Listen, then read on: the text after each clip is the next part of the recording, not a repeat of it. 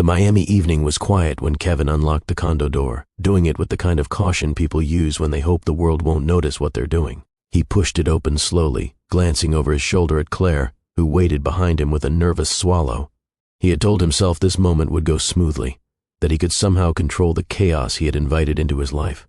But even as he stepped inside, something felt off. Claire followed, her arms wrapped around herself as if the warm air-conditioned space were suddenly cold. She tried to steady her breath. This wasn't how she wanted to show up anywhere, least of all the home of the woman whose heart she knew she had helped fracture. Kevin cleared his throat. Just stay close. She's not supposed to be home yet. He kept his voice low, as if the walls could judge him. But before either of them took a full step inside, their eyes landed on something sitting dead center on the kitchen island. A single sheet of paper, neatly placed, waiting. Claire froze. Kevin's spine stiffened. The condo, usually filled with background noise from cars outside or distant chatter from neighbors, felt unnaturally quiet.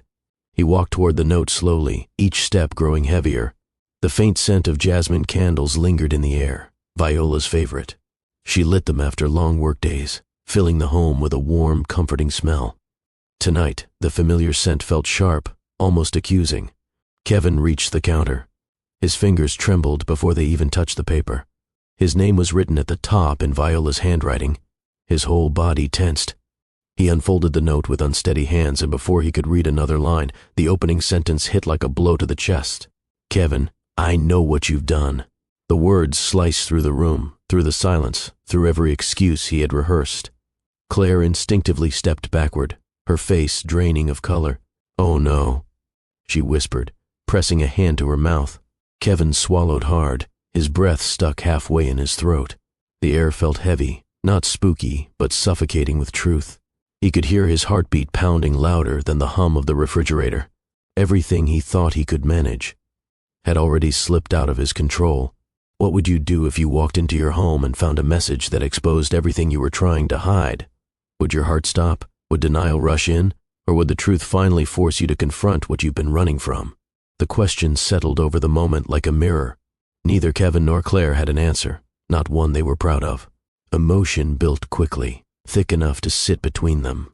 Betrayal, guilt, fear. The jasmine scent clashed with the tension, making it even harder for Kevin to breathe. The condo was tidy, quiet, still, yet the silence felt loud.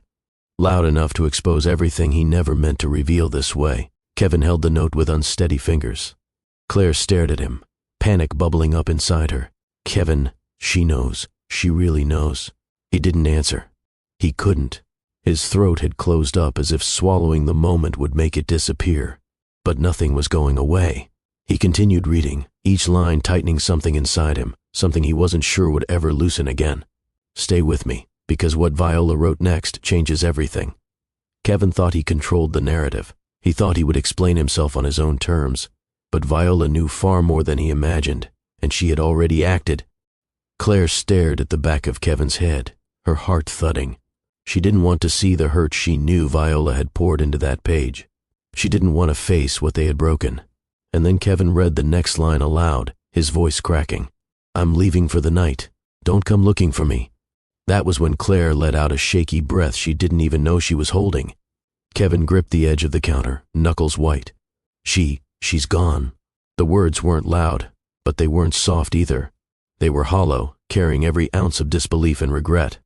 Claire braced herself, chest tight. Kevin, what do we do now? But Kevin didn't look up.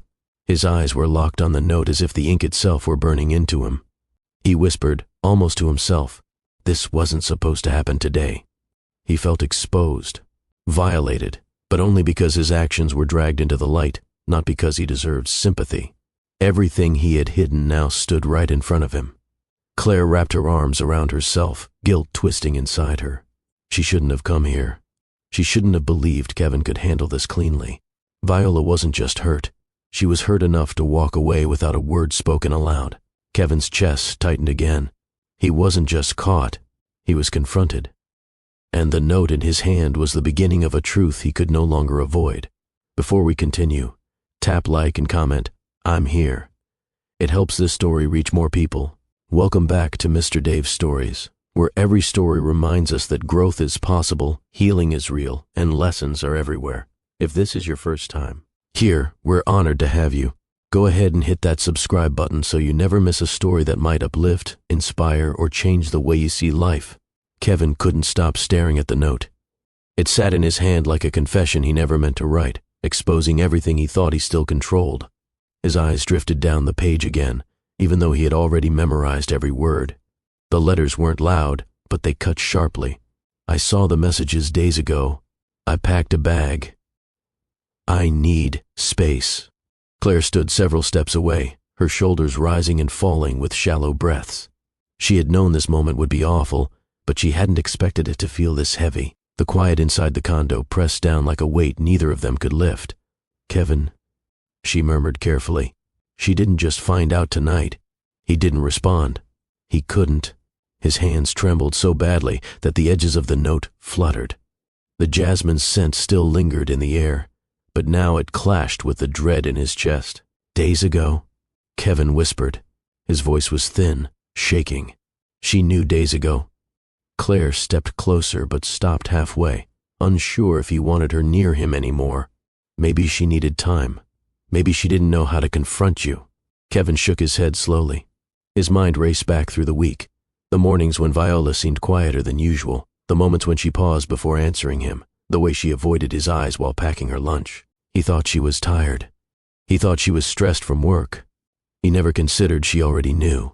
He lifted the note again, reading the part that hooked painfully into him. I found everything. I'm leaving tonight. His chest tightened, sharp enough to make him steady himself against the counter. Viola hadn't just caught them. She had prepared for this moment. She had already packed a bag. She had already decided to walk away. Kevin closed his eyes for a long moment. When he opened them again, they glistened. I've hurt her so badly, he murmured. She didn't even want to look at me. Claire swallowed, a knot forming in her throat. I never wanted this, she whispered. I never wanted to be the reason someone else's life got turned upside down. Kevin finally looked at her, and she saw a mix of anger, not at her but at himself, sitting behind his eyes. You shouldn't have been here tonight, he said, voice breaking. I shouldn't have brought you here. I should have ended everything before it got this far. Claire lowered her gaze. I thought you two were already done. I wasn't done, Kevin snapped softly, not in cruelty but in self-loathing.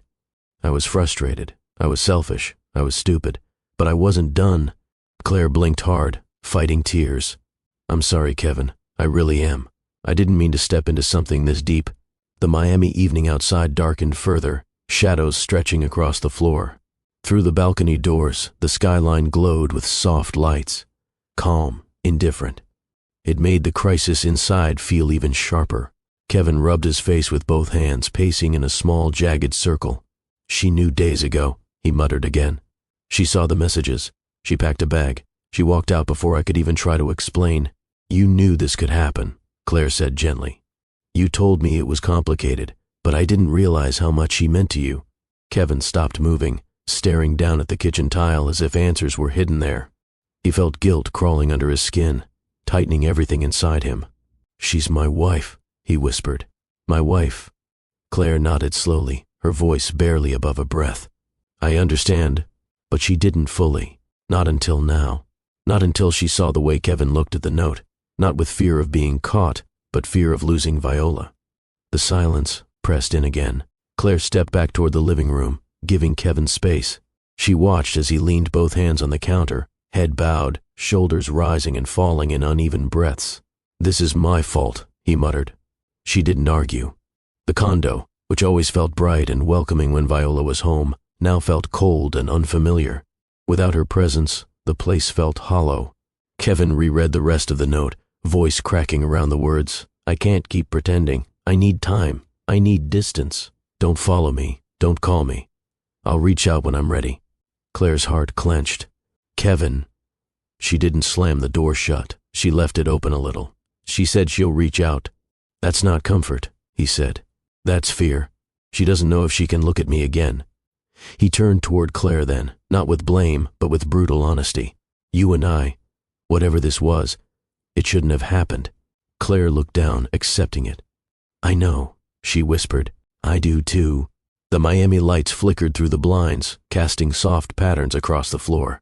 Kevin's gaze drifted, unfocused, toward the living room sofa where he and Viola used to watch movies together. The memory stung. He dropped onto a chair, head falling into his hands. "I've broken something I'm not sure I can fix." Claire didn't sit. She felt she didn't deserve the comfort. Instead, she stood still, breathing carefully, feeling her own guilt swell. She wasn't innocent in any of this, and she knew it. But the real wound wasn't hers. It belonged to Viola. Claire spoke again, softer this time. "I didn't want to hurt her. I didn't even know she was this kind of woman. Steady, loyal, thoughtful. I should have stepped back when I realized." Kevin didn't respond. She continued anyway. "You're not the only one who feels guilt right now." Still no response. The condo felt too small now, too tight for emotions this heavy. Claire finally walked closer, voice trembling. "Kevin, she found out days ago. She watched you live life normally while she held all of this inside. Do you realize how much that must have hurt her?" Kevin's eyes filled again. "I know," he whispered. "I know. And I don't know how to repair that kind of damage." Claire nodded once, not in judgment but in understanding. Suddenly, the narrator spoke. "If you were Kevin, standing here with the consequences of your choices, staring you in the face, would you admit everything immediately? Would you panic? Would you chase after the person you hurt? Or would you sit in the silence you created, unsure how to move forward?" The question floated between them like a truth neither could escape. Kevin wiped his face, exhausted and shaken. "I didn't just lose control," he murmured. "I might have lost her." And for the first time since stepping into the condo, Claire truly understood the depth of the damage. Not emotional inconvenience, not a complicated relationship, but a man watching the foundation of his life slip through his fingers. She whispered, "Kevin, we need to talk about what happens next." He didn't answer. He just stared at the note, the same note that turned the night from a hidden meeting into a crisis neither of them was prepared for. And nothing about this moment felt temporary. It felt like the beginning of consequences. Kevin sat in the dimly lit kitchen, the note still shaking between his fingers. He had read it twice, then 3 times, hoping he misinterpreted something, anything. But every line stayed the same. Viola was gone, not for an hour, not for a walk. Gone. Claire hovered near the doorway, unsure whether to speak or stay silent. The weight of the moment felt heavier than either of them could manage. She watched Kevin rub his hands over his face as if he could erase what he had done. Finally, she spoke. "Kevin, she needed to get away. That doesn't mean she's never coming back." Kevin lifted his head slowly. His eyes were red, filled with something deeper than panic, loss. "She didn't say when she'd return," he replied, his voice hoarse. "She didn't say where she went. She just left." Claire stepped forward slightly, hesitant. Maybe she needed to calm down. Maybe she didn't trust herself to talk right away. Kevin set the note on the counter, flattening it with trembling palms. "No, this was deliberate. She wanted me to walk in and see this." He wasn't angry. He was devastated. The condo felt colder now, as though Viola had taken the warmth with her. The usual hum of the air conditioning felt louder in the absence of her presence. Even the furniture seemed different, like the home was holding its breath. Claire looked around slowly. "Where do you think she went?" Kevin shook his head. "I have no clue. Her suitcase is gone." That sentence dropped heavily into the room. Claire swallowed. "She packed before she wrote this." "She had everything prepared," he said. "That means she was hurting quietly, alone, while I acted like everything was normal." He sank down into a chair, resting his elbows on his knees. His voice cracked. "She didn't want to see me break her heart. She couldn't handle the conversation, so she walked away before I had a chance to explain or apologize." Claire wrapped her arms tighter around herself. "I didn't think she would react like this." Kevin lifted his head sharply, not in anger, but in a moment of clarity. "She's not reacting," he said. "She made a choice." He stood abruptly, pacing a few steps before stopping again. "She didn't just leave the house. She left me with this." He tapped the note with 2 fingers, the sound echoing in the silent room. "Because she needed me to understand what I'd done without her standing here to soften it." Claire stared, stunned at the realization settling in his words. "She's stronger than I thought," Claire whispered. "She didn't run from the truth. She confronted it her own way." Kevin nodded. "She didn't yell. She didn't accuse. She didn't chase. She stepped away to breathe." He paused. And now, I don't know if she's coming back. Those words carried a level of truth that made the room feel colder. Claire exhaled shakily. Her guilt grew heavier with every minute that passed. Kevin, maybe I should go, she said quietly. He didn't protest. He didn't reach for her. He simply nodded, exhausted. You're right. This isn't your place anymore. But Claire didn't head for the door just yet. She hesitated, watching him with troubled eyes. You need to talk to her when she's ready, she said. Not out of panic, out of honesty. Kevin looked down at the note again. I don't know if honesty is enough anymore. Claire stepped away from him, toward the hallway, her steps slow. Maybe it's not, she said. But it's a start. Her voice wavered, though she tried to hide it. She glanced at Kevin once more before leaving the kitchen. But before she could move farther, something unexpected broke the silence. Kevin's phone buzzed. A text. His stomach knotted. Viola? Claire asked softly. Kevin picked up the phone quickly, but the message wasn't from Viola. It was from Viola's sister. Just 2 words, she called. Kevin's breath hitched. He didn't know if that meant Viola was safe, or if she was crying somewhere, trying to make sense of the betrayal. Claire stepped closer again, anxiety replacing her guilt. What does that mean? Kevin didn't answer immediately. His mind raced. Her sister knew. Her sister was involved. This wasn't just a spouse walking away from a painful night. This was family stepping in. Claire whispered, Kevin, this is serious. He looked up at her, eyes filled with something raw. It's always been serious, he said. I just didn't want to face it. Kevin's chest tightened again, not from denial, but from a deeper fear. The kind of fear that comes when you realize you might have changed someone's entire future with one choice. He paced toward the window, staring out at Miami's dark streets. Cars passed below, unaware of the emotional wreckage happening above them. I didn't just hurt her, he murmured. I pushed her to act in a way she never has. Viola doesn't run from problems. She talks, she listens, she fights for clarity.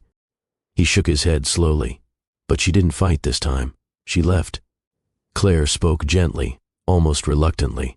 That means this cut deeper than you thought. Kevin closed his eyes. Yes, he whispered. It did. Claire stepped back again, closer to the living room this time. The emotional distance between them matched her physical movement. I should really go, she said quietly. Her voice carried remorse, but also understanding. You need to deal with this on your own. Kevin nodded again, more firmly this time.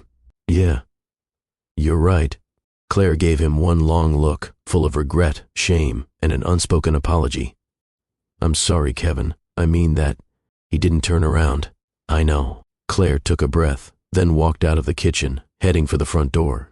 Each step echoed softly, marking the end of something that should never have begun.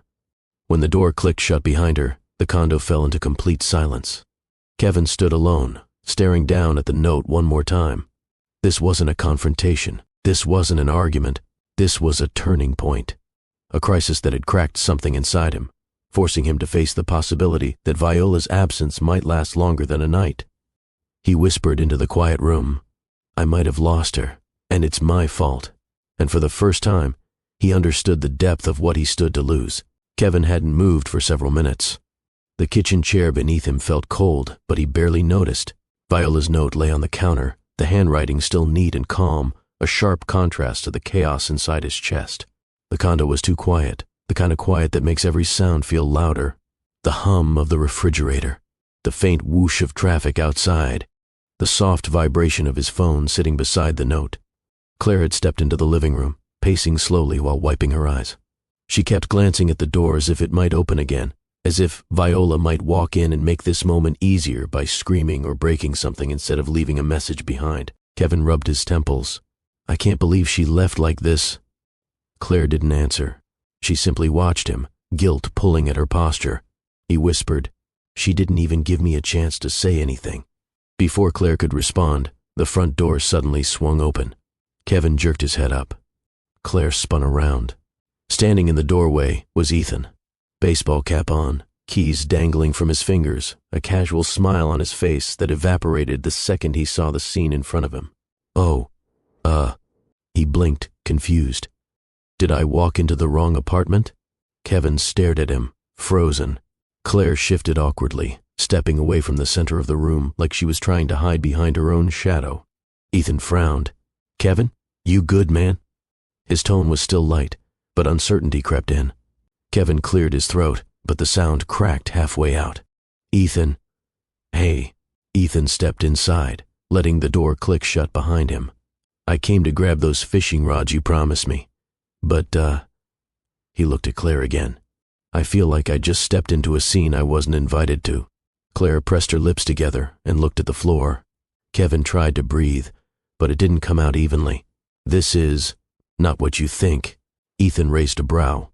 "Well, it doesn't look like Bible study." For a split second, Kevin nearly laughed. Ethan always used humor to break tension without even realizing it. But tonight the joke didn't land. It only made Kevin's stomach twist. Ethan noticed. The lightness faded from his face completely. "Okay," he said, voice steady now. "What happened?" Kevin didn't answer. He couldn't find the words. Ethan stepped farther inside, his eyes scanning the room. He saw the note on the counter. He saw Kevin's expression. He saw Claire standing stiffly near the sofa. It didn't take long for the truth to settle in. "Kev," Ethan said slowly, "tell me you didn't." Kevin closed his eyes, his jaw tightening. Claire whispered, "It wasn't supposed to get this far." Ethan held up a hand gently, stopping her. His attention stayed on Kevin. "Hey, look at me." Kevin finally looked up. "You did something, didn't you?" Ethan asked softly. Kevin inhaled sharply. His voice trembled as he answered, "I messed up, Ethan." Ethan waited. Kevin's voice cracked again. "I cheated." The words finally came out fully. Ugly, painful, bare. Claire lowered her head. Ethan's expression didn't turn angry. Instead, disappointment washed over his features, settling into a quiet seriousness. He placed his keys on the counter and stepped closer. "Does Viola know?" he asked.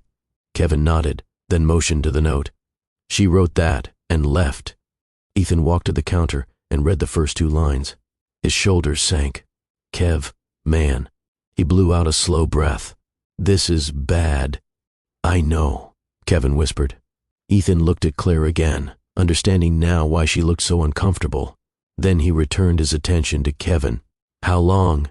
Ethan asked quietly. "A few months," Kevin admitted, his voice barely audible. "But I kept telling myself it wasn't serious. I kept pretending it wasn't real." Ethan's jaw tightened. "But it was real enough to break Viola." Kevin winced as if the sentence physically hit him. "Don't say it like that." "How else am I supposed to say it?" Ethan asked, his tone still calm but firm. "You didn't just make a mistake. You shattered your wife, man. Viola isn't the type to walk away easily. You know that." Kevin swallowed hard and looked toward the balcony. "I never thought she'd actually leave." "That's the problem," Ethan said. "You thought she'd stay no matter what. You thought you'd fix it later. But she reached her limit." Kevin ran a hand through his hair, anxiety etched into his face. "I didn't think it would end up like this." Ethan pulled out a chair across from him and sat down. "You can't clean this up with excuses. Viola deserves more than that." Claire stood silently in the background, listening but not interrupting. Kevin rested his forehead against his palms again. "She won't even talk to me." Ethan softened his tone slightly. "She left because she needed to protect herself. She didn't leave because she hates you. But you have to own what you did, all of it." Claire finally spoke, her voice quiet. "Kevin didn't force me into anything. I'm part of this too." Ethan looked at her, his tone still respectful. "That may be true, but Kevin made vows to Viola. You didn't." Claire nodded slowly, accepting the reality. Kevin cleared his throat, struggling to stay composed. "Ethan, what do I do now?" Ethan leaned forward. "First, you stop thinking about what you want. You think about what Viola needs. And right now, she needs distance, honesty, and space to decide her next move." Kevin squeezed his eyes shut, feeling the weight of that truth. "She might not come back," he whispered. Ethan didn't sugarcoat it. "That's possible. But if you want any chance at saving your marriage, you start by telling the truth. To yourself, to Viola, to whoever asks." Kevin's voice cracked. "I don't want to lose her, Ethan." "Then act like a man who understands what he almost lost." The room fell silent again. Not the heavy silence of chapter 1, not the shock or confusion, but a different kind of quiet. A quiet filled with consequences, accountability, reality. Kevin finally looked up, his eyes tired. I wish I could undo it. Yeah, Ethan said gently, but you can't. What you can do is figure out who you're going to be after this. Kevin nodded slowly, absorbing each word. If you were walking into a friend's home and realized they destroyed their own marriage, what would you say? Would you step back to avoid the mess? Would you defend them, even though they were wrong? Or would you tell them the truth they didn't want to hear, the truth that hurts but might save them? The question lingered in the condo, heavier than anything said before it. Ethan folded his arms. I'm here, Kev. But I'm not here to pretend this didn't happen. Kevin nodded again, silent. For the first time tonight, the guilt didn't just sit inside him. It settled, and that made everything real. The weight of Ethan's words still hung in the room when Claire stepped forward. She had been standing quietly, arms wrapped around herself, as if she hoped she could fold into the background. But guilt wouldn't let her disappear. It pressed against her ribcage, urging her to speak. Kevin, she said softly, breaking the silence. I think it's time for me to go. Kevin lifted his head slowly, his eyes still foggy with emotion. Claire saw the heaviness there, the kind that didn't come from anger, but from regret that stretched far beyond anything she could comfort. Claire. He started, but his voice weakened. She shook her head. No, you don't owe me any explanation, and I don't want to make any of this harder than it already is. Ethan watched the exchange with quiet intensity but didn't interrupt. He simply leaned back in his chair, giving Claire the space to say what she needed to say. Claire stepped closer to Kevin, but still left a respectful distance between them. I shouldn't have been here tonight. I shouldn't have been part of any of this. I thought your marriage was already falling apart. But seeing this, her voice wavered, I didn't understand how much she meant to you. Kevin let out a shallow breath. She means everything to me, Claire. I just lost my way. Claire nodded, her eyes watering. I know, and I was wrong to step into a place that wasn't mine. You didn't force me, but I should have stopped it before any of this happened. Ethan looked down, giving them privacy. Claire continued, her voice quiet but firm. I'm leaving, and not because I'm angry, but because this isn't my story to stand in anymore. Kevin wiped the corner of his eye with his thumb, trying to steady himself. Claire, I don't hate you. I don't blame you for everything. She forced a small, sad smile. Maybe not, but I also can't pretend I didn't play a part. Kevin nodded, acknowledging the truth without adding anything more. Claire glanced at the note on the counter, at Viola's neat handwriting that still commanded the room without Viola even being present. The message inside it wasn't loud, but its meaning echoed fiercely. It was the reason Claire had found the strength to step back. It's her home, Claire whispered. Her life, her marriage, and I shouldn't be the one standing here while she's out there trying to breathe. Kevin looked away, unable to hold her gaze. Claire's eyes softened. I hope you fight for her, Kevin, not because you're afraid to lose her, but because she's the woman you promised to love. Her words weren't bitter. They were honest, painfully honest. Ethan cleared his throat lightly, signaling his support for Claire's decision without saying anything out of place. Claire walked slowly toward the front door. Her heels clicked softly against the floor, each step feeling like a quiet goodbye to a moment she wished had never happened. She reached for the doorknob, hesitated, and turned back. Thank you for not yelling at me, she said quietly to Ethan. Ethan gave a polite nod. It's not my place to punish you, but I respect your decision to walk away now. She swallowed hard, nodding once. Then she looked at Kevin one last time. Her voice cracked. I am truly sorry. Kevin didn't speak, but he gave a small nod, a silent acknowledgement of the complexity between them, of the guilt they both carried, and of the truth that this moment was the end of their connection. With a slow push, Claire opened the door. A gentle gust of warm Miami night air drifted into the condo. Streetlights cast a soft glow across her face, highlighting the mixture of regret and resolve in her expression. She stepped out and pulled the door closed behind her. For a moment, Kevin stood completely still, staring at the door as if expecting it to open again. But it didn't. Claire was gone, truly gone, and the space she left behind felt strangely hollow, like a room after music stops playing.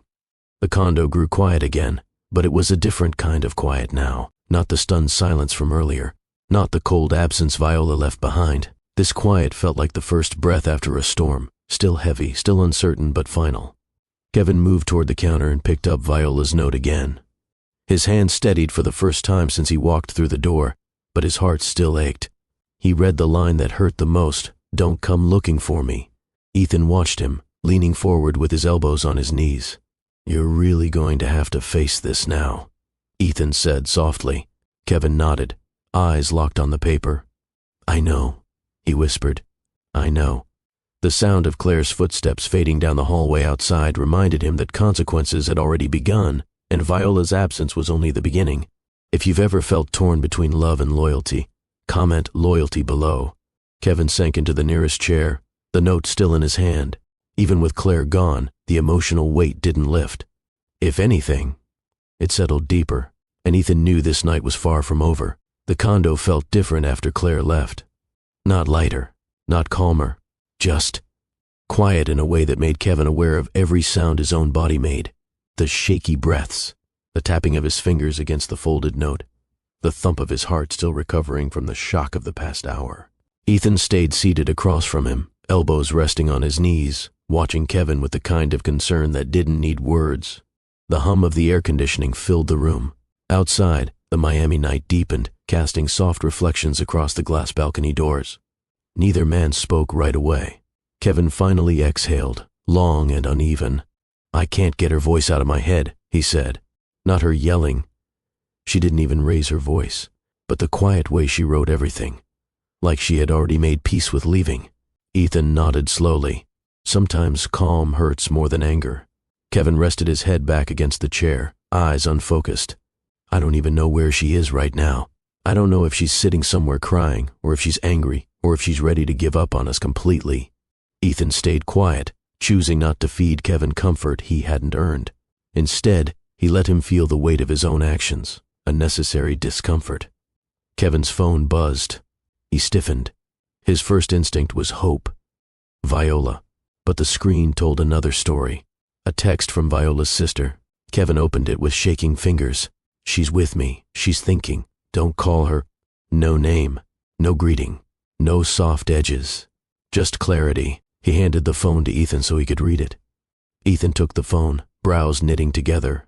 "Well," Ethan muttered, "at least she's safe." Kevin looked away. Safe, but not home. Ethan returned the phone. "You weren't going to call her anyway." "Not tonight." Kevin didn't argue. He knew Ethan was right. In another part of Miami, Viola sat quietly inside her sister's living room, legs curled under her, phone dim beside her. She wasn't crying anymore. She had cried enough earlier, silent tears that rolled down her cheeks as she packed her suitcase. Each item dropped in the bag feeling like another piece of trust slipping away. Her sister sat beside her, not prying, not pushing, only offering presence, something Viola desperately needed. Another message from her sister flashed across her phone. "Give yourself time before you talk to him." Viola stared at the words for a long moment. Time. The thing she had given Kevin over and over through years of marriage. Time to grow.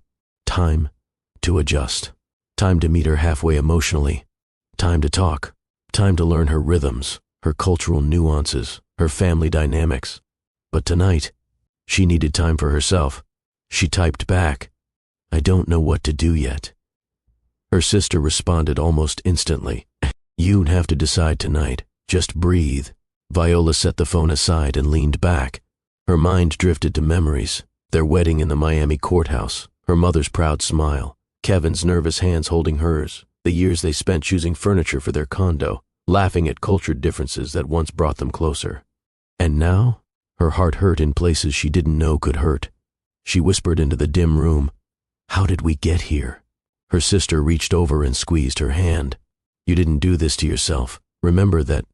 Viola nodded slowly, the truth sitting uneasily in her chest. Somewhere deep inside, a question lingered. Is this something a marriage can recover from? Or did tonight become the ending of the story she thought she was building? Kevin sat forward again, elbows on his knees. Ethan watched him, letting silence do the work. "She texted her sister," Kevin said. "Not me, not even a simple message. She couldn't bring herself to talk to me directly." Ethan shrugged lightly. "Would you talk to someone who broke you?" Kevin closed his eyes. "I don't know how to fix this." Ethan leaned back. "Stop trying to fix it right now. You're still thinking about what you want. She doesn't need a solution tonight.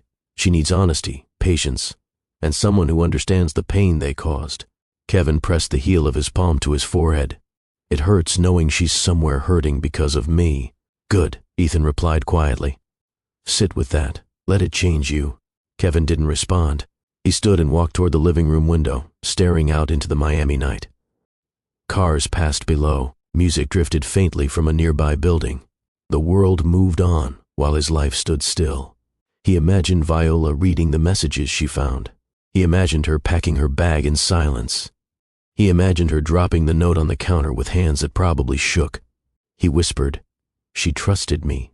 Ethan didn't soften the truth, and you broke that trust." Kevin swallowed hard. "I know." Another buzz. Kevin flinched. He looked down at his phone again. Not Viola. Her sister again. "Don't come here. Let her process." He exhaled shakily. "Her sister doesn't want me near her. Not tonight." Ethan nodded. "She's protecting her. That doesn't mean Viola won't talk to you. It means she needs someone to shield her while she's vulnerable." Kevin stared down at the phone. A small pause. Then the screen lit up once more. A new message.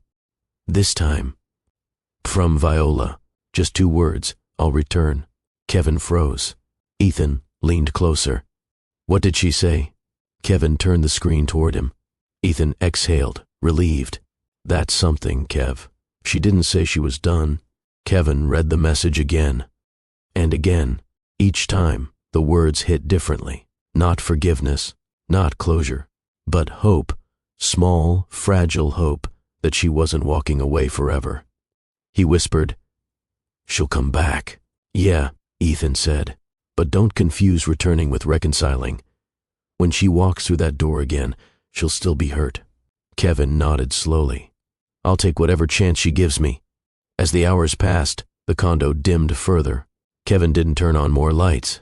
He just sat near the door, staring at it every few minutes, waiting for footsteps that wouldn't come tonight. Ethan stayed, quiet but present. Kevin rested his head against the wall beside the doorframe, exhaustion settling in. He whispered into the silence, "I'll be here when she comes home." Outside, the Miami night deepened, warm, late, and heavy with everything left unsaid. Inside, Kevin waited like a man living inside the consequences of his own choices.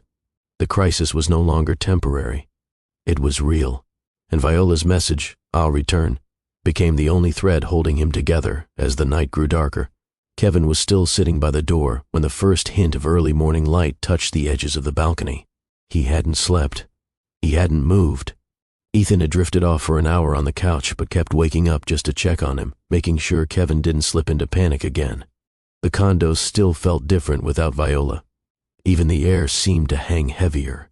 The untouched note lay on the counter, and Kevin's phone remained clutched in his hand, the message "I'll return" glowing faintly each time the screen lit up. It was that promise, tiny, uncertain but real, that kept him sitting exactly where he was. Then, around 7:18 a.m., there was the soft sound of keys sliding into the lock. Kevin's whole body went still. Ethan sat up immediately. The door turned slowly. The moment felt stretched, fragile.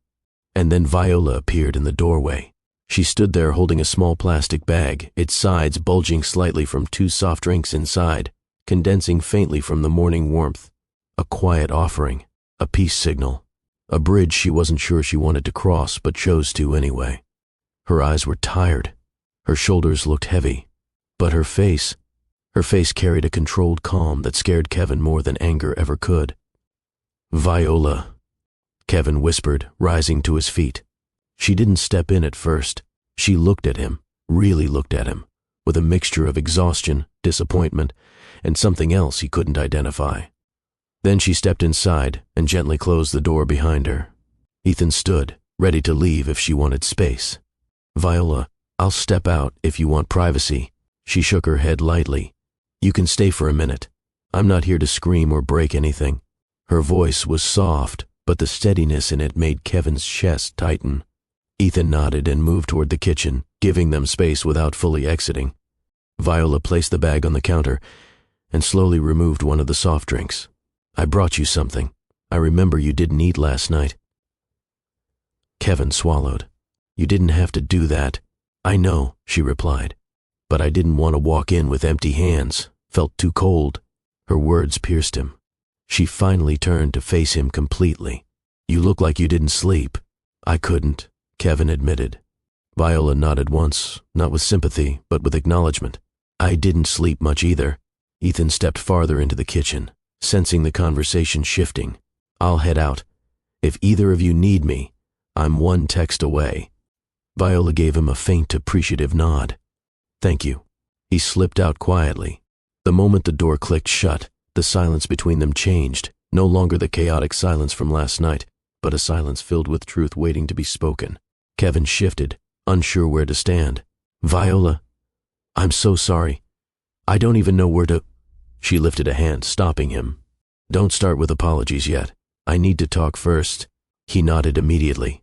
She walked past him into the living room, choosing a seat on the far end of the couch. She didn't curl up like she normally did. She sat upright, composed, hands folded neatly in her lap. Kevin approached slowly, sitting on the other end. Her voice was steady, but her eyes carried a storm. "I left yesterday because if I stayed, I would have said things I couldn't take back. I needed to step away before anger made decisions for me." Kevin lowered his head. "I understand." "No," she said gently. "You don't. Not fully. Not yet." He lifted his eyes to hers. She continued, "I wasn't just angry because you cheated. I was angry because you made me second-guess everything I thought I knew about us." Kevin breathed out. "I never wanted that." "I know," she replied. "But intent doesn't erase impact." She looked down at her hands. "I sat with my sister last night. She didn't tell me what to do. She didn't push me to stay or leave. She just shared something she went through. Something I never fully understood until now." Kevin leaned forward slightly. "What did she say?" Viola took a slow breath, steadying herself. "She reminded me that betrayal hits differently when you come from a history where women in your family have been told to be strong, to hold everything together, to carry pain quietly because life isn't perfect." Her jaw tightened subtly. "She told me that when her own husband cheated years ago, she felt like she wasn't just fighting for her marriage. She was fighting for her identity, for her dignity, for the part of her that had to be tough even when she didn't want to be." Kevin closed his eyes for a moment, absorbing that. Viola continued, her voice quiet but deeply felt. "She said that when you're a black woman, society expects you to take heartbreak on the chin, to breathe through it, to bounce back without falling apart." She paused. "And yesterday, I felt all of that weight." Kevin swallowed hard, his chest tightening. "Viola, I didn't understand that. I should have, but I didn't." She nodded.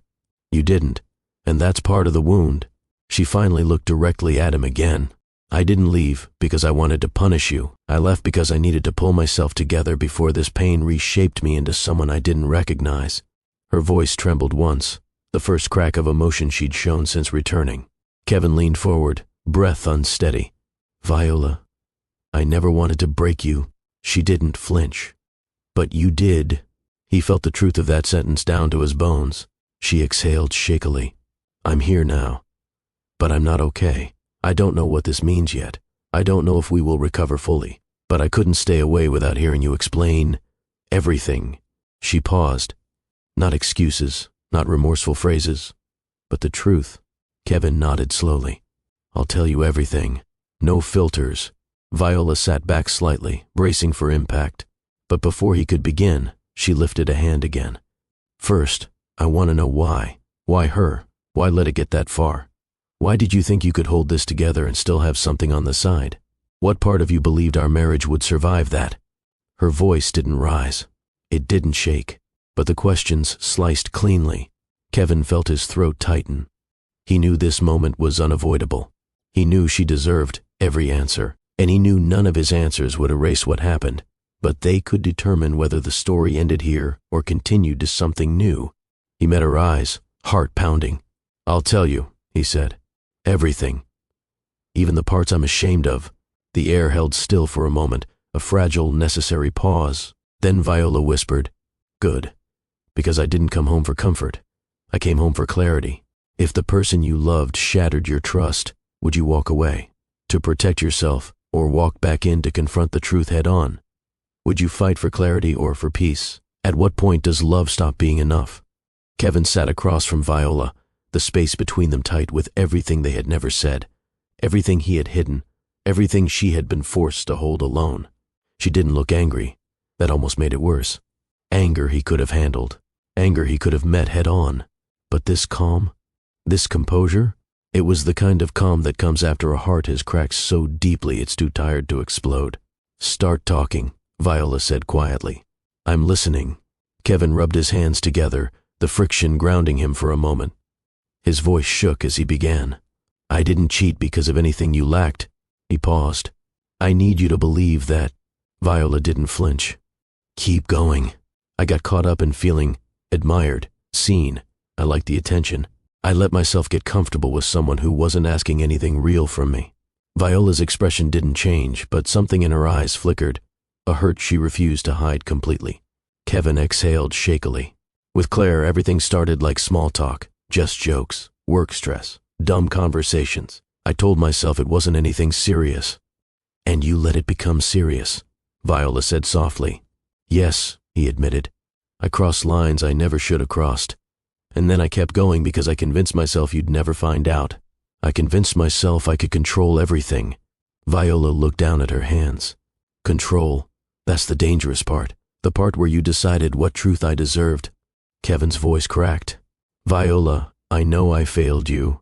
She lifted her eyes to him again. Failed is a gentle word for this. He swallowed hard. "You're right." She leaned back slightly, her tone grounding itself. "Do you know what betrayal feels like to me? To a black woman who has to carry everything twice as carefully because the world expects her to be unshakable?" Kevin didn't answer. He knew she wasn't asking rhetorically. "It feels like I was asked to build a foundation on ground I didn't know was cracking," she continued. "It feels like every sacrifice I made to hold our marriage steady meant nothing to you." Kevin opened his mouth, but she held up a hand. "I'm not done." Her voice remained calm, but emotion pulsed beneath every word. "Women like me are told to forgive quickly, to fix things, to be the stabilizers, the nurturers, the patient ones. We're told we can't afford to fall apart because the world won't catch us." A breath trembled through her chest. "When I read those messages, when I realized how long it had been happening, I felt humiliated, not just as your wife, as a woman, as a black woman who has to fight stereotypes about being too strong or too forgiving." Kevin's eyes filled with tears. "I didn't think about any of that. I didn't think beyond my own selfishness." "No," she said. "You didn't, and that's part of the problem." Silence stretched, but now it wasn't empty. It was charged with truth neither of them had touched before. Kevin wiped his face. "I'm not going to give you excuses. I don't have any. I ruined something sacred. I hurt the best person I've ever had." Viola's throat tightened. She blinked rapidly, but a single tear escaped anyway. Kevin leaned forward. "I didn't realize how blind I was. I didn't see how my actions came from taking you for granted, from assuming you'd always be here." "That's the part that scares me," Viola whispered, "not the cheating. The assumption." Kevin shook his head. "I know. And I hate that I made you feel replaceable." Another tear fell. "Do you want to know the worst part?" Viola asked, her voice softer now. "Yes," Kevin whispered. "I kept imagining what I could have done differently," she said. "Even though your choices weren't about me at all. I kept asking myself, was I not enough?" Kevin's entire face collapsed into anguish. "Viola, you were more than enough. I was the one who wasn't enough. I was weak." She nodded slowly. "I've been thinking about triggers, about things that shaped both of us. And I realized something. You never learned how to deal with discomfort without escaping. And I never learned how to stop holding everything together at my own expense." Kevin inhaled sharply.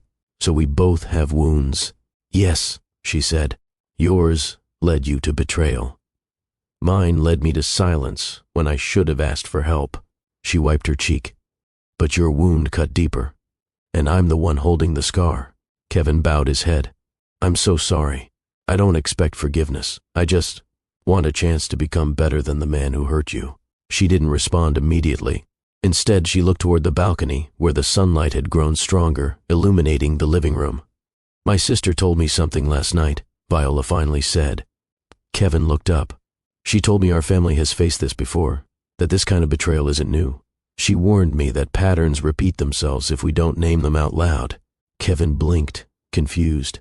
"What do you mean?" "She told me about something she went through years ago. something I never fully understood until last night. His stomach tightened. She said pain looks different each time, but it always teaches something. Kevin nodded slowly. What is it teaching you? Viola stared at him for a long moment, a moment that felt like it determined whether another chapter in their marriage would exist. It's teaching me, she said softly, that I don't want to carry silent wounds anymore. And if we're going to fix this, Kevin, you're going to have to meet me in places you've never been willing to go. Kevin wiped his face again. I will. Whatever it takes. She studied him carefully, not trusting yet, but not shutting down either. This wasn't reconciliation. This wasn't forgiveness. This was truth being laid bare on the table, piece by jagged piece. And the stakes had just deepened. The room felt heavier now, not because of silence, but because truth had been laid bare in ways neither Viola nor Kevin could hide from anymore. Viola shifted slightly on the couch, her hands clasped together. She stared at Kevin as if she were measuring how much more he could take, how much more she could take. Kevin sat still, waiting. He could tell something unspoken remained, something Viola had held back, the kind of truth you don't share until you're certain the other person can handle it. Kevin, Viola began quietly, there's something you need to know, something my sister told me last night. His shoulders tensed. What is it? Viola inhaled slowly, grounding herself. Claire wasn't new to this. Kevin frowned. What do you mean, new to what? To crossing lines, Viola said. To stepping into marriages that aren't hers. Kevin blinked, confused. I don't understand. Viola looked away for a moment, gathering the strength to continue. My sister said Claire tried something with her husband, weeks ago. Kevin's face drained of color. What? He whispered. She got too close, started showing up where she knew he'd be, sending messages that didn't sound like just friends. My sister shut it down immediately, but she told me last night because she didn't want me carrying this pain without knowing Claire's pattern. Kevin leaned back, stunned. Claire never mentioned anything like that. Of course she didn't, Viola said. People who chase these moments rarely admit how far they've gone. Kevin rubbed his forehead, overwhelmed. So Claire, she's done this before? Yes, Viola confirmed. My sister warned me that some people don't just slip, they chase validation through attention that doesn't belong to them. It doesn't excuse what you did, but it explains why she moved the way she did. Kevin lowered his head. I thought I was the one who initiated everything. I thought I crossed the line alone. No, Viola said. You still chose to participate. But she didn't come into this with clean hands either. Kevin's voice cracked. I feel sick. You should, Viola replied softly, because this isn't just about your choices. It's about how easily someone else was able to step into the space I trusted you to protect. Kevin swallowed hard. I didn't defend the boundaries. I didn't protect us. You didn't, she said. Not harshly, not cruelly, just true. He covered his eyes with his hand. I betrayed the one person who always believed in me, and I let someone with bad intentions into our life. Viola watched him for a moment, her eyes softening, not with forgiveness, but with clarity. I'm not telling you this to make Claire the villain and you the victim. I'm telling you because I want you to understand the full picture, not the version you told yourself, not the version she painted for you. Kevin nodded slowly. Thank you for telling me. A quiet moment passed before Viola spoke again, more gently this time. I don't forgive you. Not today. Maybe not for a long time, she said. But I didn't walk out the door just now either. Kevin's breath shook as he looked up at her. She continued, I wanted you to hear everything, and I didn't want silence to be the last thing we shared. He swallowed. Does this mean you're willing to try? Viola looked down at her wedding band, sliding it lightly with her thumb. I'm willing to stand here long enough to see if trying is possible. That's all I can promise. Kevin nodded, accepting that truth as if it were a lifeline. Her voice softened further, cracking at the edges. Healing isn't automatic, and trust is going to take time, real time. I can't promise where this ends. Kevin leaned forward, voice low. I'm not asking for promises. I'm asking for the chance to earn whatever pieces you're willing to give back. Viola looked into his eyes, searching, testing, wondering if the man she fell in love with still lived behind the hurt she saw. For the first time since she walked back into the condo, the tension softened, not erased but shifted, like the first deep breath after hours of holding everything in. She whispered, I didn't come back to say goodbye. But I didn't come back ready to stay without conditions either. Kevin nodded, tears forming again. I'll take that. I'll work with that. They sat there, not touching, not moving closer, just breathing in the same room for the first time with honesty between them rather than secrets. It wasn't reconciliation. It wasn't closure. It wasn't healing yet. But it was something new. A beginning shaped by truth instead of illusions. And that was enough to change the direction of the night. If you think trust can be rebuilt with time, comment healing below. Viola stood, the soft drink still unopened on the table. We're not done talking, she said. But we're done for tonight. Kevin nodded, accepting her boundary. She walked toward the hallway, not fully turning away, not retreating either. Just moving at the pace of someone learning to breathe again. Kevin stayed seated, absorbing everything he'd just heard, understanding for the first time how layered the truth really was. Claire had not just stepped into their marriage, she had stepped into a pattern. And Viola had walked back into this home not with forgiveness, but with clarity, a clarity that would define everything that came next. The morning light stretched across the condo like a quiet witness, softening the hard edges of everything that had happened the night before. Viola stood in the living room, arms folded loosely across her chest, staring at the city behind the glass balcony doors. Miami looked peaceful, a sharp contrast to the heaviness in her body. Kevin stood several feet away, unsure if he should approach or give her space. He knew every step from here on would have consequences. Every word would matter. Every silence would matter too. Viola's voice broke the quiet first. We need to talk about boundaries. She didn't turn around. She didn't need to. Her tone carried the seriousness of a woman who had rebuilt herself overnight just enough to stand. Kevin swallowed. I'm listening. She finally turned, her expression neutral but not cold. If we're even going to attempt to rebuild anything, Claire can't be in your life anymore. At all. No contact. No friendly conversations. No apologies exchanged. Nothing. Kevin nodded instantly. She's gone. Completely. This isn't about punishing her, Viola continued. It's about preventing cracks from reopening. Her eyes softened slightly. I can't heal while wondering if she still has access to you. Kevin lowered his head. I understand. No, Viola said calmly. You need to demonstrate that you understand. Words aren't enough anymore. Kevin took a breath and lifted his head again. Tell me what you need me to do. She stepped closer, closing part of the gap between them. Block her number, delete every message, remove anything that keeps her tied to your world. Done, Kevin said. I'll do it right now. He reached for his phone, but Viola held up a hand. Not yet. We aren't finished. Kevin froze. Viola inhaled deeply, steadying herself. There's more. You need to understand how deep this cut goes, not just because you cheated, but because of the way the betrayal interacts with who I am, culturally, emotionally, historically. Kevin nodded slowly. I want to understand. I didn't before, and that ignorance hurt you in ways I didn't realize. Yes, she said softly. It did. She walked to the couch and sat, gesturing for him to take the seat across from her. He did, sitting on the edge as if moving too quickly might break something fragile in the room. When you chose Claire, Viola began, you didn't just choose temptation. You chose ease, comfort, familiarity. You chose someone who didn't require you to stretch emotionally. Kevin winced. You're right, but do you understand the message that sends to me? She asked. Kevin shook his head slowly. Tell me. It tells me, Viola said quietly, that when our cultural differences made things harder, instead of leaning in, you stepped out. Kevin swallowed, guilt tightening his throat. You overlooked the effort I put into meeting you where you were, she continued. The effort it took to blend our backgrounds, navigate our families, merge traditions, communicate past misunderstandings. Her voice softened even more. You took for granted how much I was trying to hold. Kevin's eyes filled.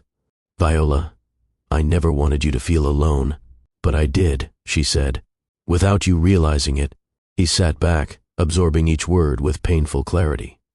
Viola's gaze drifted toward the window.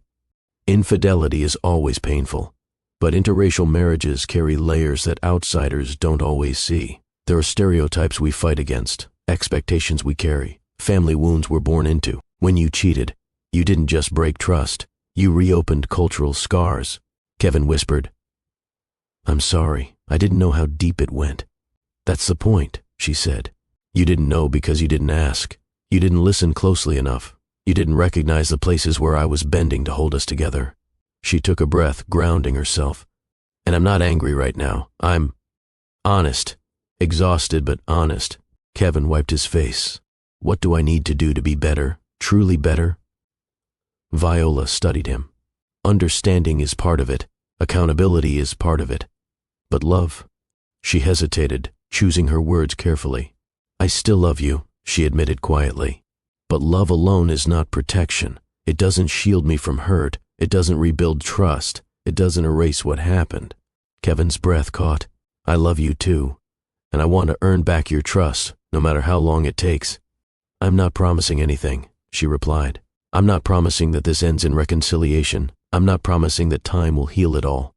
I'm only promising that I'm willing to try. That's all I have today." Kevin nodded, his eyes glassy. "I'll take that. I'll respect whatever pace you need." Viola leaned back against the couch, fatigue pressing into her posture. "We're not rebuilding romance first. We're rebuilding truth, stability, communication, boundaries. If those things return, maybe everything else follows." Kevin nodded slowly. "I'm committed." "Good," she said, "because the price of truth is change, real change."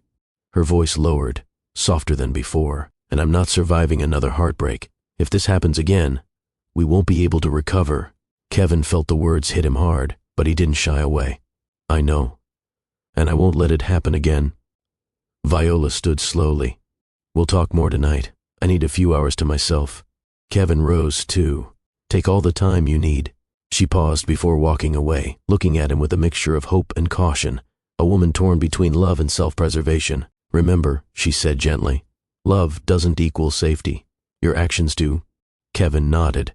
"I understand." For the first time, he actually did. Viola walked toward the guest room, closing the door behind her with a soft click.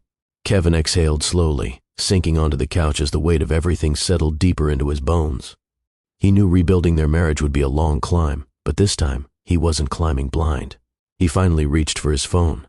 Claire's number stared back at him from the screen, and without hesitation, he blocked her. Not for Viola, not even for redemption, but because the man who betrayed his wife couldn't exist anymore. Not if he wanted any chance at earning tomorrow. Kevin sat alone on the couch after blocking Claire's number, staring at the phone screen as if it symbolized the last doorway he'd left open to his worst decisions. The condo felt different now, not just wounded but rearranging itself emotionally. Viola was in the guest room somewhere behind him, trying to breathe, trying to steady herself, trying to protect her heart. Kevin leaned his elbows on his knees and took a long breath that trembled on the exhale. A soft knock at the front door broke his stillness. He stood, wiped his face quickly, and opened it. Ethan stepped inside, carrying 2 bottles of water. "Thought you might need this," he said. Kevin took one, grateful. "Thanks." Ethan glanced around. "Viola still here?" "She's in the guest room," Kevin replied. "We talked. A lot." "Good," Ethan said, setting his keys on the counter. "Talking is better than her packing another bag." Kevin sighed deeply. "She set boundaries, strong ones." "Well, yeah," Ethan said plainly. "You broke something sacred. Boundaries are what protect whatever's left." Kevin nodded, staring at the water bottle in his hands. "She told me love isn't protection, that I have to change for real, not just apologize." Ethan sat across from him at the kitchen island. "She's right." "I know," Kevin whispered. There was a long pause, the kind of pause where a man realizes he's standing at the edge of who he used to be and who he needs to become. Ethan leaned forward, resting his forearms on the counter. "Kev, you remember your wedding day?" Kevin looked up slowly. "Yeah. You remember what you told me afterward? You said Viola made you feel grounded, like she connected you to the best version of yourself." Kevin's eyes softened, remembering. "I did say that. Then what happened?" Ethan asked gently. No judgment, just truth. Kevin swallowed hard. "I got lazy with the things that mattered. I let selfishness feel harmless. I told myself I deserved attention when I was stressed. I told myself Viola would always understand. And," Ethan pressed, "and I didn't show up for her the way she showed up for me," Kevin admitted. "Not emotionally, not consistently. I failed the vows I made." Ethan nodded slowly, watching him. "Vows aren't poetry, Kev. They're work. Their responsibility. There's sacrifices you agree to make for another person. And when you break one, you don't just hurt them. You hurt the version of yourself you promised to be. Kevin looked down. I feel that now. All of it. Good, Ethan said, not unkindly. It means you're waking up. Kevin ran a hand over his face. I didn't realize how many blind spots I had. Cultural things, emotional things, unspoken things Viola had been carrying. Ethan sighed. A lot of men don't realize it until too late. Black women carry enough weight in the world. When their partner adds to it instead of lifting it, it cuts deeper. Kevin's throat tightened. She told me that. She told me what it meant for her, what it costs her just to exist in certain spaces. I never saw it clearly, but now you do, Ethan said. That's the part that matters, if you use it. Kevin nodded. I want to be better. I want to rebuild. But I know she could still walk away. Yeah, Ethan said honestly. She could. You can't control that. All you can control is the man you choose to be going forward. Kevin took a deep breath, letting Ethan's words settle. There was a soft noise from down the hallway, the quiet creak of the guest room door. Viola stepped out, almost silently, expecting to pass through unnoticed. But Ethan saw her first. He gave her a respectful nod. Hey, Viola. She offered a small smile. Hey, Ethan. Kevin straightened a little. He didn't call out to her or rush. He simply allowed her presence to guide the moment. Viola walked calmly toward the kitchen, her steps steady. She reached for a glass from the cabinet and poured herself water, not interrupting the conversation, just existing in it. But being present was enough. Ethan watched the way Kevin's posture shifted, more serious, more grounded. Kevin spoke again, aware Viola could hear him now. I've been thinking about vows, he said quietly, about what they really mean, about how easy it is to say them but how hard it is to live them. Viola paused, her back still partially turned, listening without interfering. Kevin continued. I always assumed we had time, that mistakes could be fixed, that we were unbreakable because we loved each other. He swallowed. But I learned last night, love isn't a shield, it's a responsibility. It's choosing the other person over your weaknesses.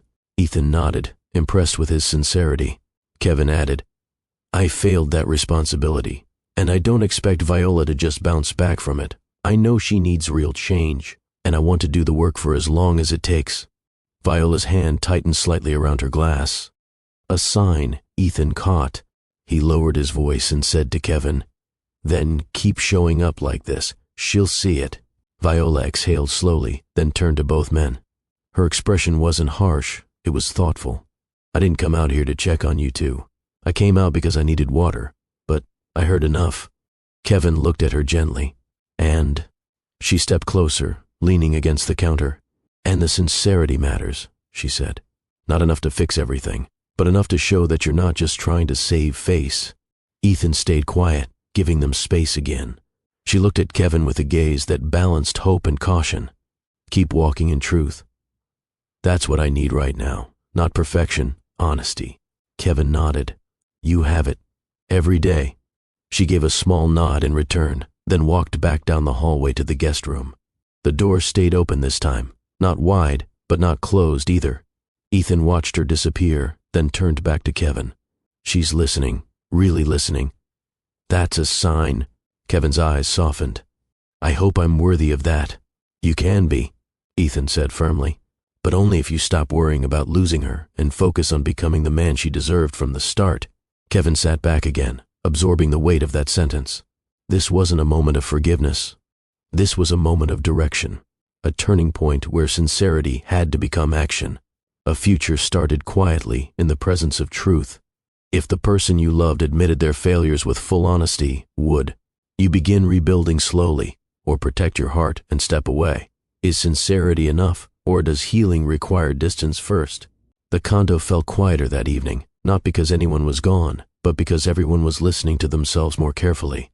Kevin stayed in the living room, giving Viola space. Ethan left earlier, offering a reassuring nod before stepping out, a silent message that the rest of this journey had to unfold between husband and wife. Viola sat on the edge of the guest room bed, phone in her hand. Not scrolling, not distracted, just staring at the lock screen, her thumb hovering. Her breathing was steady, but her heart carried a weight she wasn't ready to drop. After a long pause, she pressed the call button. It rang twice before her sister answered. "Are you okay?" Her sister asked immediately, voice concerned, cautious, protective. Viola inhaled slowly. "I'm here. That doesn't answer my question." "I know," Viola whispered. "I'm trying." Her sister exhaled sharply, frustration mixed with love. "I don't like that you went back to the house." "It's my home," Viola said softly. "I didn't come back to make excuses for him. I came back to hear myself think. And him, did he twist things? Did he minimize what he did?" "No," Viola said honestly. "He was direct. He didn't soften anything." Her sister paused. "Good, because you deserve honesty, not performance." Viola nodded even though she wasn't being seen. "We talked, really talked. He admitted his blind spots, the cultural ones, the emotional ones, the ones I carried for years while he assumed they were small. Because they were small to him," her sister said bluntly, "but not to us." "I know," Viola murmured. "And that's what hurts. Realizing how many moments I swallowed just to keep peace. Moments he never saw. Let me guess. Now he sees them because losing you forced him to look." Viola didn't answer right away. Her sister shifted in tone, the edge softening. "Viola, I'm not telling you to run. I'm telling you to choose yourself. You've always been the one who gave, until there was nothing left for you." Viola blinked, eyes stinging. "I don't want to repeat the patterns we grew up around." "That's exactly why I'm worried," her sister said. "We watched too many women in our family stay in situations that drained them. They stayed because leaving felt like failure, not realizing staying was the real loss." Viola leaned back against the headboard. "I don't want to stay in pain. I want to heal." Her sister's voice softened. "Then choose what brings healing, not obligation, not fear. Healing. I still love him," Viola admitted in a quiet, fragile tone. "That's allowed," her sister said. "Loving someone doesn't mean you owe them your peace. It doesn't mean you have to sacrifice yourself to prove loyalty." "I know," Viola whispered, "but I saw him today, really saw him. And he wasn't defensive. He wasn't blaming me. He wasn't making excuses. He owned it all." "Still," her sister warned gently, "don't mistake accountability for transformation. They're not the same." Viola considered that deeply, the difference between confession and consistent change. Her sister continued, "If you choose to stay in that home tonight, do it on your terms, with distance, with clarity. You're not obligated to share space emotionally just because you share a roof." Viola nodded slowly. "That's why I told him we need a night apart, in the same home but separate. I need silence. I need to let myself feel everything without being pulled in 10 directions." "That's wise," her sister said proudly. "You're not running. You're not rushing forgiveness either. You're taking a breath." Viola smiled faintly. "A long one." Her sister exhaled. "Call me in the morning. Whatever you decide, staying or walking away, I'll be here." "I know," Viola said. "Thank you. Get some rest," her sister whispered. "You deserve peace tonight." Viola ended the call and let the silence wash over her. But just outside the slightly cracked guest room door, Kevin sat on the hallway floor, close enough to hear the tone of her voice, far enough not to intrude. He didn't hear details, he didn't try to. He only caught fragments of emotion, pain, love, fear, strength. He rested his head against the wall, feeling the weight of everything she carried, especially the wounds that existed long before him but were triggered by him. He whispered to himself, "I won't be the reason she repeats history. Not again." A soft creak made him look up. Viola stepped out of the guest room, holding a blanket and pillow. She wasn't startled to find him there. They looked at each other quietly. "You weren't listening, were you?" she asked, not accusing, just checking. "No," he answered honestly. "Just here." She nodded. "I'm sleeping in the guest room," she said gently. "I know," he whispered. "And you're sleeping in our room," she added. "Because distance tonight isn't punishment, it's clarity." Kevin swallowed. "I understand." She stepped past him, but before she reached the hallway corner, she said, "This doesn't mean I'm leaving, but it also doesn't mean I'm staying. It means I need space to hear my own heart." Kevin nodded, voice steady. "Take everything you need. I'll be here." They separated, two people who loved each other, but were learning the cost of truth the hard way. The condo dimmed for the night. Viola lay awake in the guest room, staring at the ceiling. Kevin lay awake in their bedroom, staring at the same ceiling from another angle. Two hearts in the same home, two futures still unwritten, two people wondering if healing could truly begin tomorrow. The first hint of daylight entered the condo slowly, almost cautiously, as if the sun itself wasn't sure whether it was welcome in a home holding so much emotional weight. Gentle streaks of light pushed through the curtains in the living room, settling softly across the hardwood floors. The Miami morning was quiet, unusually quiet, except for the distant hum of buses starting their routes and the faint murmur of early joggers along the beach. In the guest room, Viola opened her eyes to that muted light. She didn't turn immediately. She just breathed, feeling the heaviness in her chest rise and fall, with the careful rhythm of someone relearning how to exist in a space that used to feel safe. Her first thought wasn't anger. It wasn't love either. It was space. Space to think. Space to feel. Space to rebuild her center before trying to rebuild anything with him. She sat up slowly, her fingers brushing the blanket she had brought from the hallway the night before. She could still hear her sister's voice reminding her to choose herself first. She held on to that reminder like a lifeline as she stood and stretched quietly. When she stepped into the hallway, the condo felt still, not tense, not hostile, just still, like the quiet before a classroom bell rings, or the pause right before a choir begins singing. She didn't know what kind of day this would become, but the stillness gave her permission to find out. In the kitchen, she moved with muscle memory, familiar motions embedded long before the chaos. She pulled out eggs, sliced some fruit, and warmed a pan. The scent was light and comforting, something grounding, something normal. She did not cook to comfort him. She cooked because routine steadied her hands. Behind her, footsteps approached, slow, careful, respectful. Kevin entered the kitchen wearing the same clothes he'd slept in, though the exhaustion in his eyes made it clear he didn't sleep much at all. He stopped a few feet away from her, not wanting to invade her space. "Morning," he said softly. "Morning," she replied without turning, but her voice held neither warmth nor ice, just truth.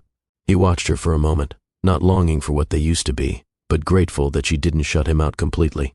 Gratitude had replaced expectation, a shift he never imagined needing. "I didn't know if you'd be up this early," he said, his voice steady but quiet. "Couldn't stay in bed," she replied. "My mind was loud." "Yeah," he murmured, "mine too." Silence settled gently between them. Not hostile, not uncomfortable, just present. Viola plated the eggs and fruit, setting one plate aside for herself. She paused before setting the second plate. Then she placed it across the island. She didn't look at him as she did it. He didn't rush to interpret it. The gesture wasn't forgiveness. It wasn't reconciliation. It was a human moment, a small acknowledgement that both of them existed in this home. Kevin moved slowly toward the plate, sitting down like someone entering a sacred space. He didn't touch the food at first. Instead, he let the moment soak in. "Thank you," he said quietly. Viola nodded once and sat across from him at a respectful distance.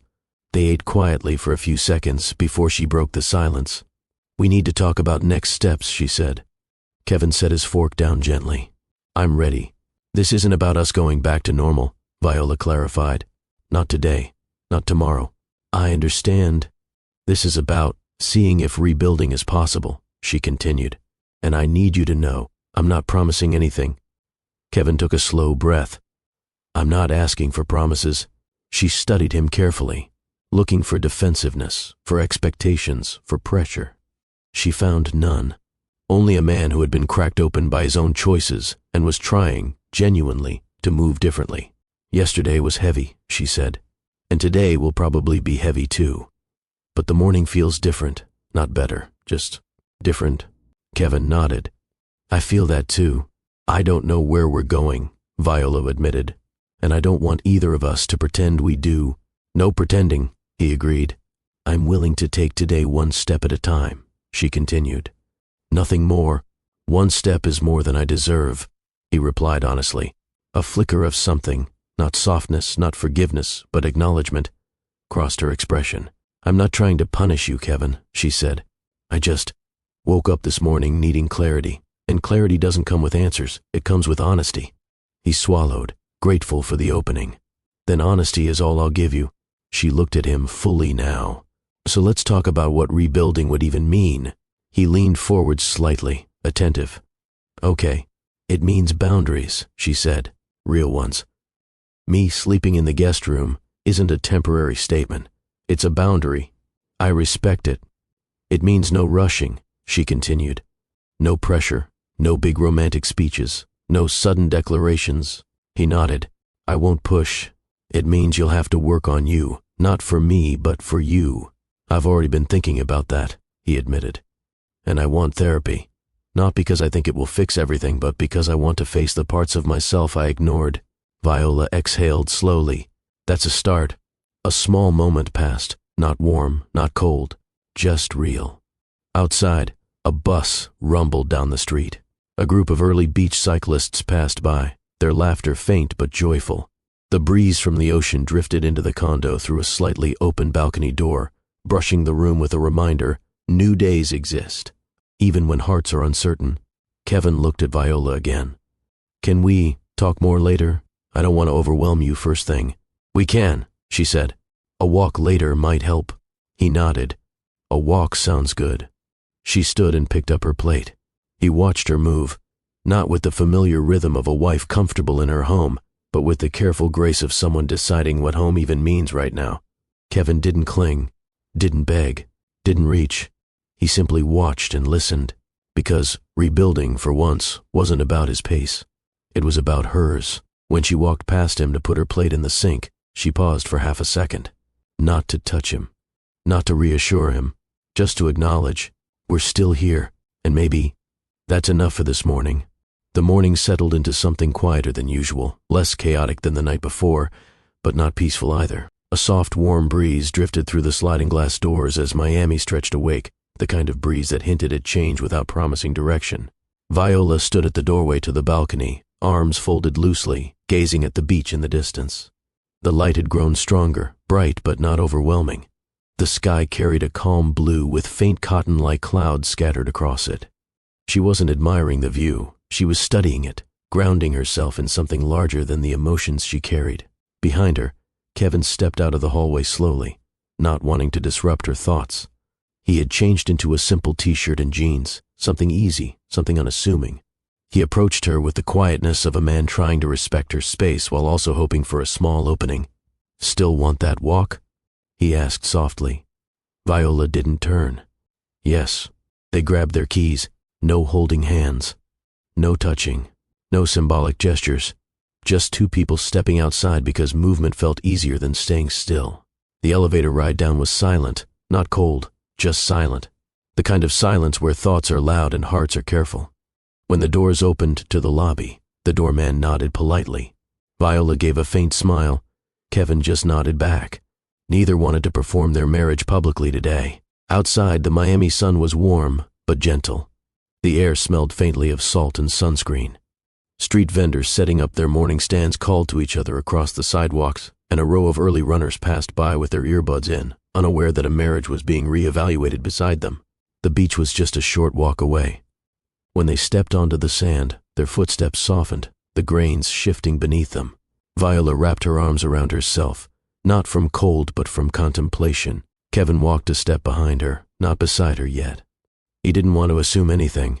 When they reached the shoreline, she finally spoke. I didn't sleep much last night.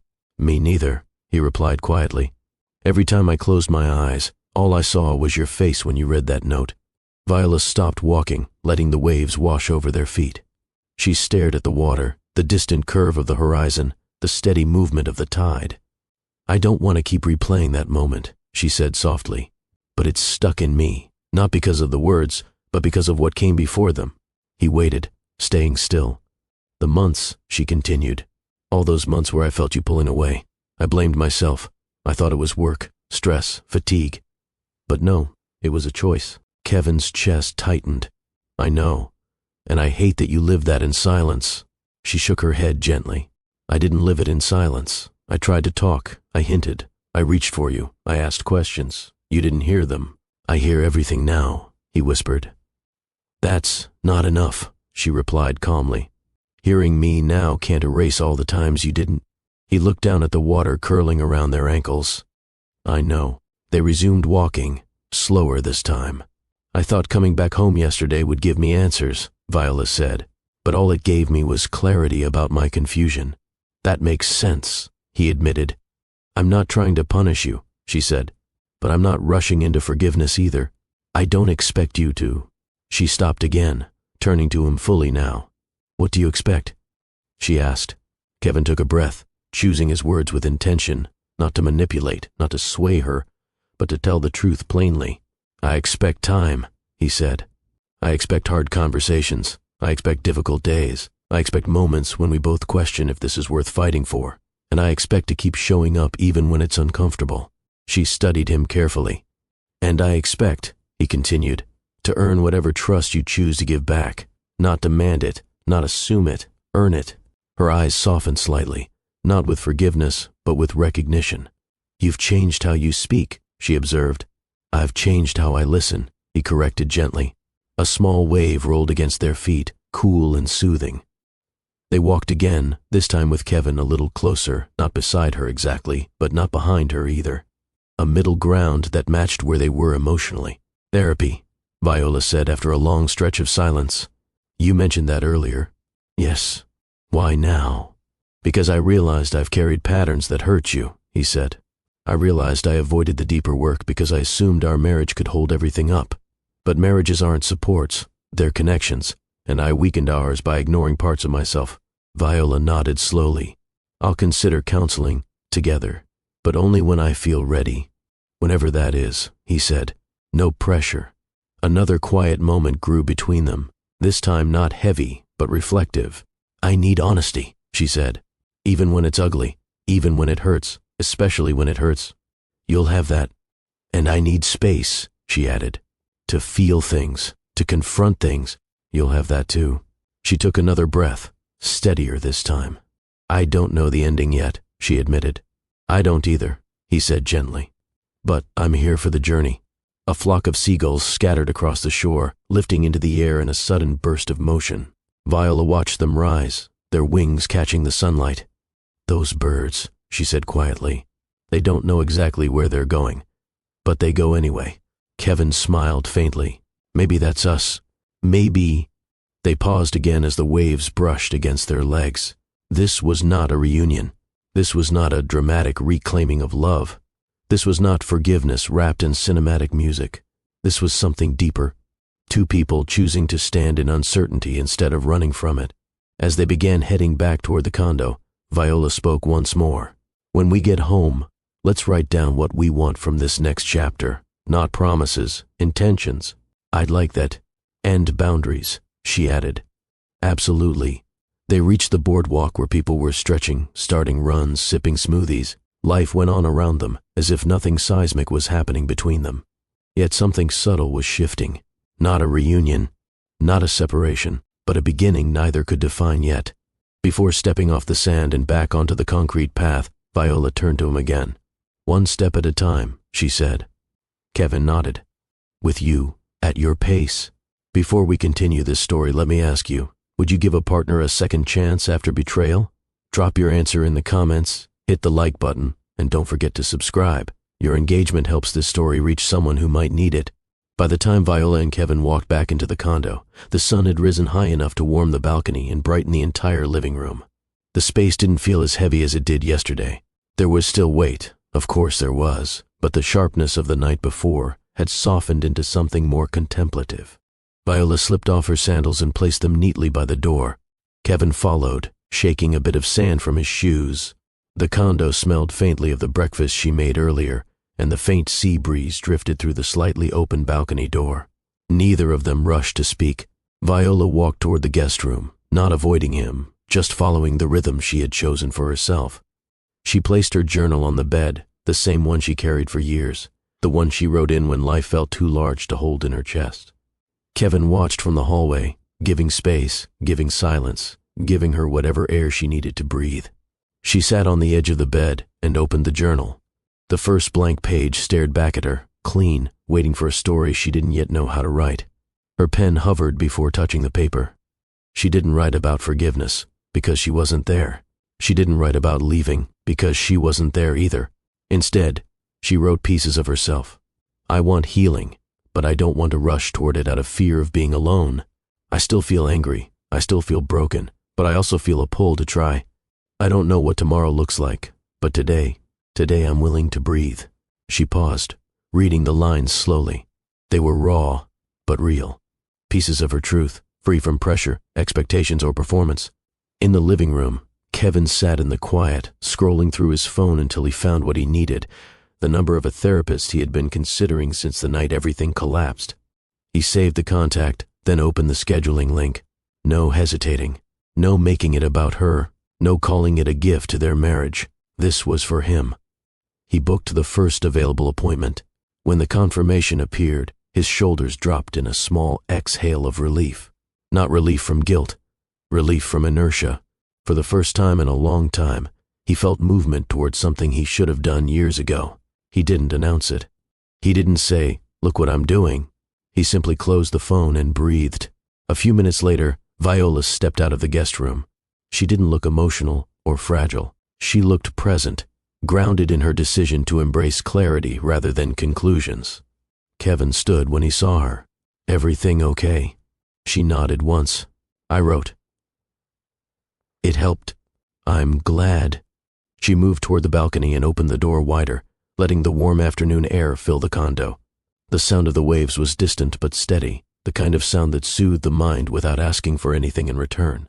"Do you want to sit outside?" she asked.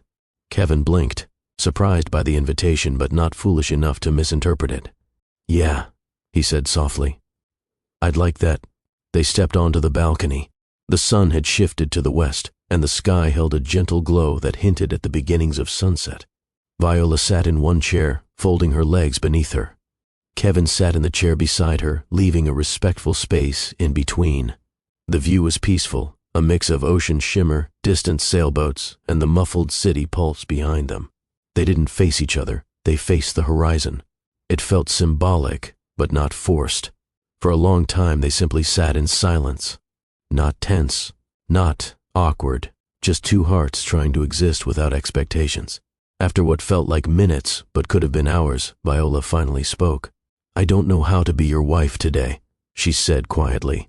"But I also don't know how to be without you." Kevin inhaled deeply, absorbing every syllable. "You don't have to know either right now. I need room to feel," she said. "Room to learn who I am after all this." "You'll have that," he promised gently. "And I need you to do the work," she added. "Not for us. For you." "I already started," he said. She looked at him, curious. "How?" "I booked a therapy appointment, for me. To understand myself better, and to stop repeating patterns that hurt people." She nodded slowly. "That matters." A small breeze brushed past them, lifting a few strands of Viola's hair. She tucked them behind her ear, absent-mindedly. "I'll stay in the guest room," she said. "For now. It doesn't mean we're separating. It means I need space to breathe." He nodded. "Whatever you need." She looked back at the ocean. "I want transparency between us, but not pressure." He leaned back in his chair. "I can do that." Another quiet moment passed, but this one felt lighter, like the first deep breath after crying. "Kevin?" she said. "Yes? You hurt me, deeper than I expected. But I also see the effort now, and I see truth in your eyes. I'm not ready to say what happens next, but I'm ready to try today." He blinked, swallowing emotion. "Trying today is enough." She nodded slowly, her gaze softening as she looked at the horizon again. They sat that way for a long time, not holding hands, not hugging, not fixing everything in one conversation. Just sitting, just breathing, just allowing the possibility of healing to exist. The sky transitioned from afternoon gold to soft coral, spreading across the water like a warm blanket. The city quieted, the day softened, and two people who once thought their marriage had shattered beyond repair found themselves holding something unexpected. Not certainty, not closure, not reunion. Hope. A hope small enough to protect, but strong enough to pursue. Some stories don't end. They continue. Healing isn't guaranteed. Love isn't guaranteed. But the courage to try, the courage to face yourself, the courage to begin again without knowing the ending, that's where the real story begins. The city lights flickered on below them. The waves kept moving. And the door to uncertain healing opened, just enough for both of them to step through slowly, carefully, together, but not fused, connected, but not bound. If someone broke your trust but showed genuine effort to change, would you try again? Or choose a new path entirely? Which choice brings you peace?